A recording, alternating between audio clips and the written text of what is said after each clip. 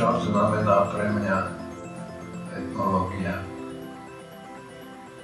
Rád by som povedal najprv také osobné vyznanie. Pre mňa znamená dnes etnológia to, čo som po celý život v pracovnom pomere robil a samozrejme aj mimo pracovného pomeru, teda že to neviažem ani na nejakú inštitúciu, ani na nejakú špeciálne zameranú činnosť, ktorá by nesúvisela so životom.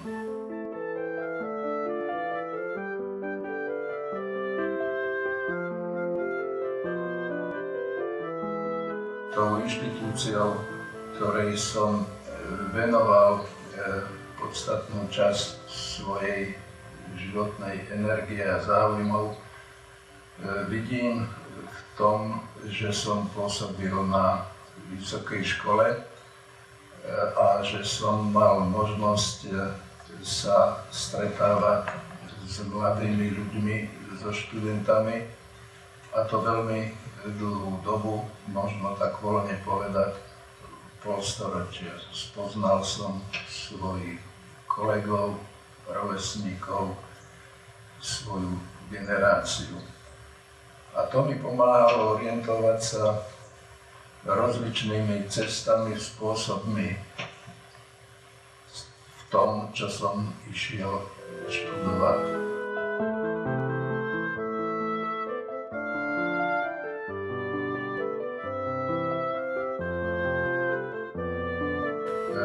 Bola to rodina roľnická, kde som sa mnoho z toho, čo som tu potom ako vysokoškolák počúval ako predmet svojho štúdia, som dokonca ovládal.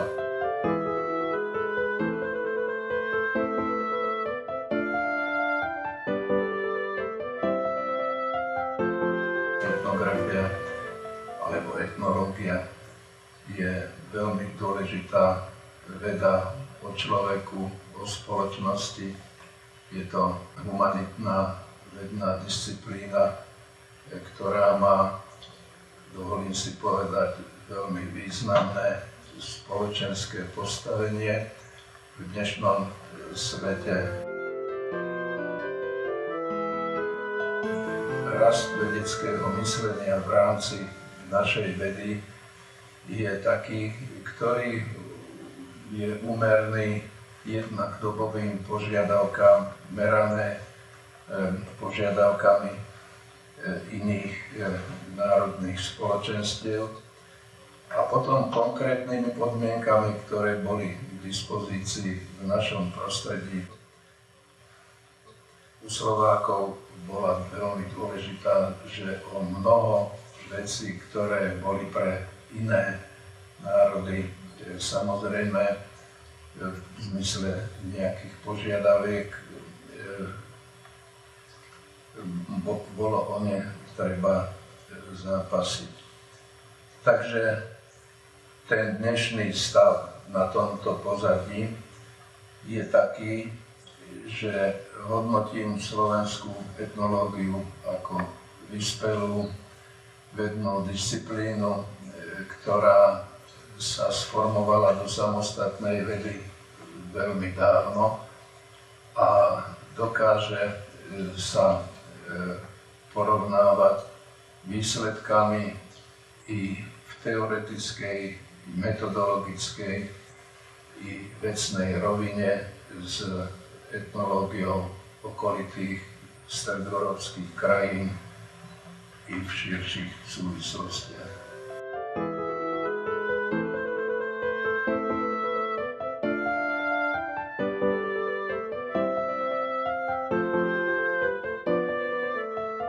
Keď som ja vstupoval na etnografickú či etnologickú pôdu, bol stav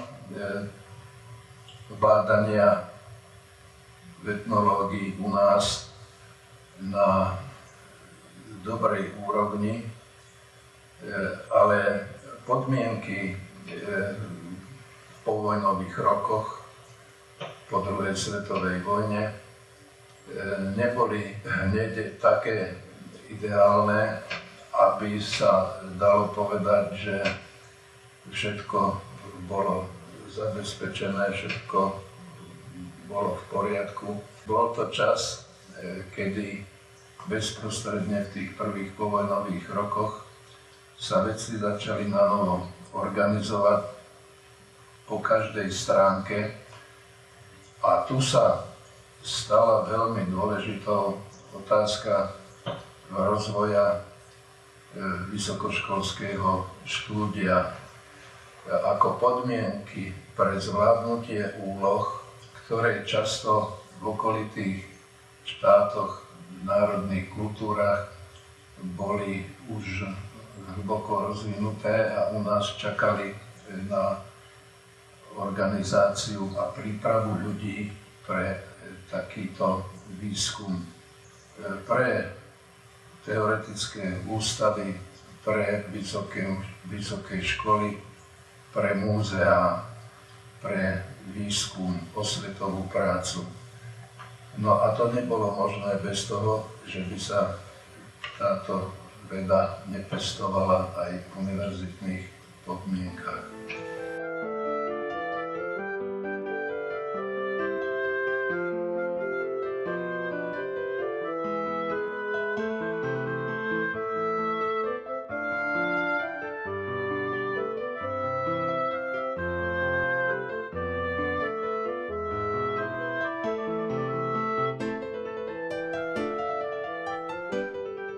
Ak dovtedy zaznamenala slovenská etnológia také úspechy, ako bola na vysokej úrovni uplatňovaná v bádaní funkčne-štruktúrálna metóda v etnografii a folkloristike, rozšírená v mnohých okolitých krajinách, a u nás prinajmenej rovnocenne v mnohých otázkach možno povedať na špici tohto výskumu.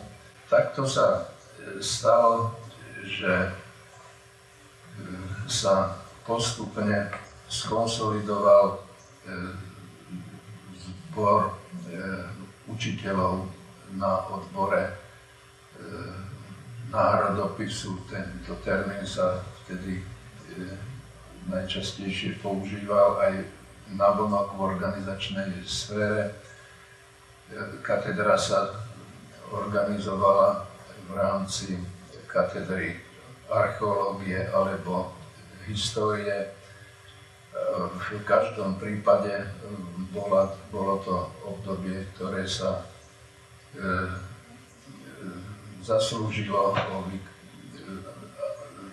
zvládnutie výuky prvých ročníkov pomerne malých skupín študentov.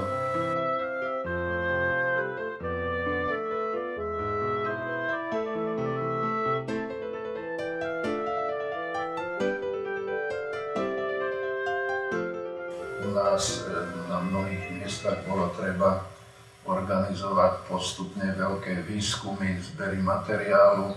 Bolo veľmi šťastným krokom, že sa do týchto podujatí zapájali študenti od samého začiatku a táto postupnosť viedla potom k tomu, čo sa v nasledujúcich desaťročiach podarilo u nás zorganizovať po inštitucionálnej stránke, po stránke publikačnej.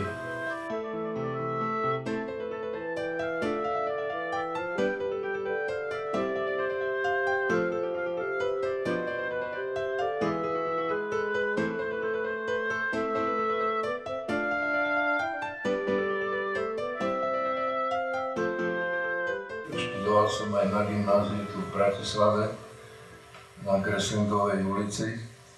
Ako študent som sa stal knihovníkom seminára.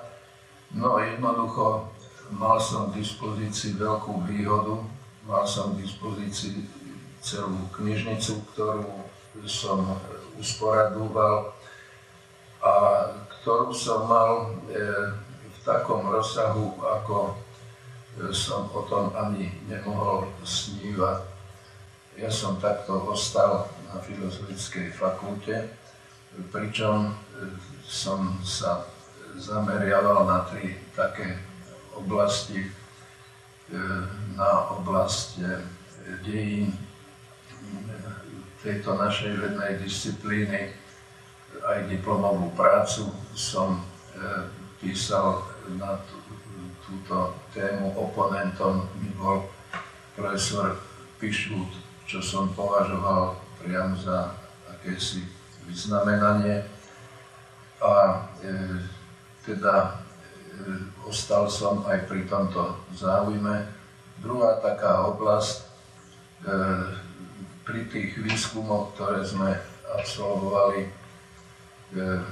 často spoločne a po mnohých oblastiach Slovenska, dá sa povedať obrazne, že sme pochodili Slovensko krížom krážom celé a v podstate zväčša pešo za svojimi informátormi a záujmami a témami, a že táto práca nás čím ďalej tým viac vťahovala do stredu vecí, tak povediac, a ako študenti sme dokázali potom po mnohých inštitúciách po Slovensku plniť úlohy, ktoré sa nám a pred nás postavili.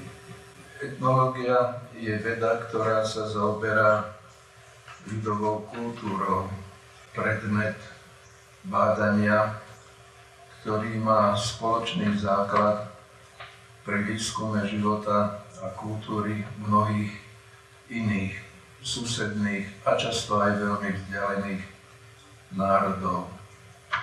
To všetko jej dáva silný humanistický ráz, charakter. Etnológia je veľmi potrebná a je mimoriadne užitočná až natoľko, že môže niekedy aj priamo ovplyvňovať spoločenské dianie.